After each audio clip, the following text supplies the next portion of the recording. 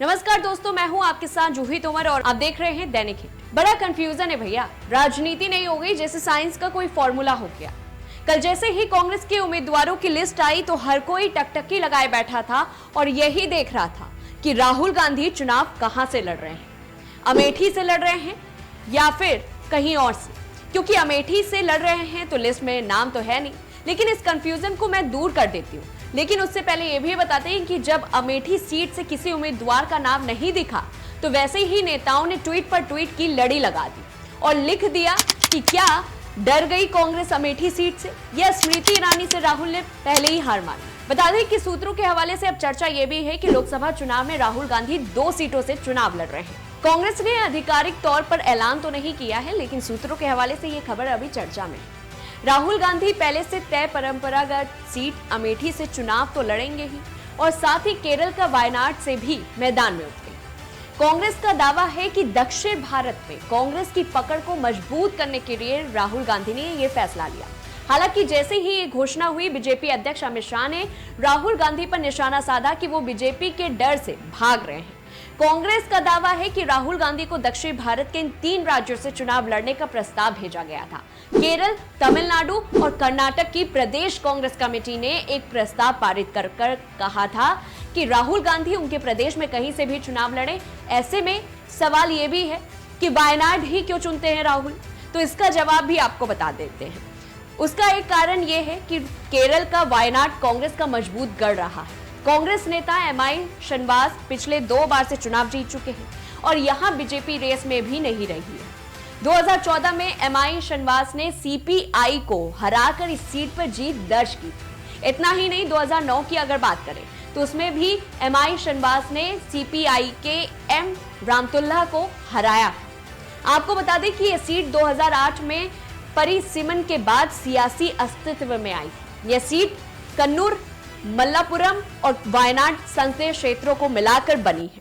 वायनाड में पिछले चुनाव के वोट शेयर देखें तो कांग्रेस को 31.21% मिले थे, वहीं बीजेपी को करीब 9% और सीपीआई को करीब 29% वोट मिले थे।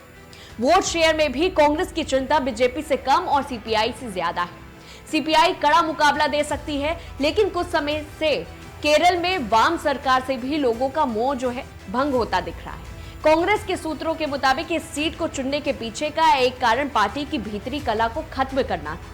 केरल कांग्रेस के 2 बड़े नेता रमेश चेन्नीथला और ओमन चांडी के बीच वायनाड सीट को लेकर मतभेद था। तय नहीं हो पा रहा था कि वायनाड सीट से कौन उम्मीदवार हो। अब राहुल गांधी को मैदान में उतारकर इसका हल निकाला गया है, लेकिन कांग्रेस के वरिष्ठ नेताओं का यह भी मानना है कि केरल में चुनाव लड़ने के पीछे एक और संदेश छुपा है। कांग्रेस कोशिश कर रही है कि वो अपना वर्चस्व पूरे देश में स्थापित करे और मुकाबला सिर्फ बीजेपी के साथ नहीं बल्कि हर उस पार्टी के खिलाफ है जो कांग्रेस का विरोध कर रही है। सवाल तो देखिए ये भी है कि आखिर कांग्रेस की इस बार की लिस्ट में अमेठी से एक भी विधायक तक का नाम नहीं। आखिर ऐसा क्यों? क्या बीजेपी से डर गए? तो आपको बता दें कि साल 2014 में राहुल गांधी अमेठी से लगातार तीसरी बार सांसद बने थे। उन्होंने अपने प्रतिद्वंदी बीजेपी की उम्मीदवार स्मृति ईरानी को 1,07,000 मतों से हराया था, जबकि 2009 में कांग्रेस अध्यक्ष की जीत का अंतर 3,50,000 से भी ज्यादा रहा था। उसके बाद से बीजेपी ने उत्तर प्रदेश में बाकायदा अपना प्रभाव काम किया और उसका नतीजा 2 साल पहले उत्तर प्रदेश के विधानसभा चुनाव में दिखा। बीजेपी ने उत्तर प्रदेश में 404 विधानसभा सीटों में से 312 पर कब्जा किया। आलम यह था कि अमेठी लोकसभा सीट के तहत 5 विधानसभा सीटें आती। इनमें अमेठी जिले की तिलोई, जगदीशपुर, अमेठी और गौरीगंज सीट जो है शामिल है, जबकि रायबरेली जिले की अगर बात करें तो सलोन विधानसभा सीट आती है। 2017 के विधानसभा चुनाव में 5 सीटों में से 4 सीटों पर बीजेपी और महज 1 सीट पर एमपी को जीत मिली थी, 1 सीट पर एसपी को जीत मिली थी। हालांकि सपा कांग्रेस गठबंधन करके चुनाव मैदान में उतरी थी, फिर भी जीत नहीं सकी थी। सपा ने तो गौरीगंज सीट जीत ली, लेकिन कांग्रेस को एक भी सीट नहीं मिली। राहुल गांधी इससे पहले सिर्फ अमेठी से ही चुनाव लड़ते रहे हैं।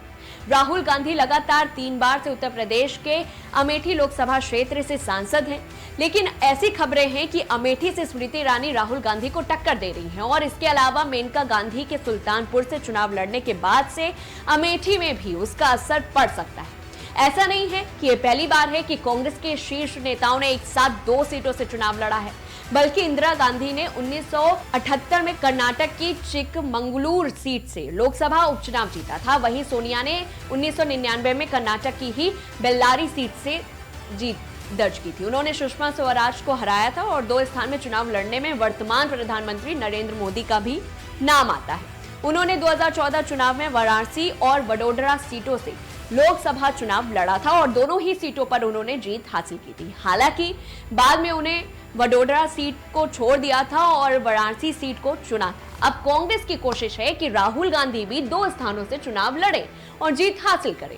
अमेठी में राहुल गांधी की टक्कर सीधे तौर पर देखा जाए तो भाजपा की केंद्रीय मंत्री स्मृति ईरानी से होगी। वहीं वायनाड में कांग्रेस नीत यूनाइटेड डेमोक्रेटिक फ्रंट का सामना लेफ्ट डेमोक्रेटिक फ्रंट से है। अब इन दोनों सीटों पर राहुल गांधी जीतेंगे और कौन सी सीट रखेंगे ये तो समय बताएगा। हालांकि कयास ये भी लगाए जा रहे हैं कि राहुल भविष्य में अमेठी वाली सीट अपनी बहन प्रियंका गांधी को दे सकते हैं। इस पूरी खबर को लेकर के आपकी क्या कुछ राय है, हमें कमेंट बॉक्स में जरूर बताएं और ऐसी तमाम बड़ी खबरों से जुड़े रहने के लिए देखते रहिए दैनिक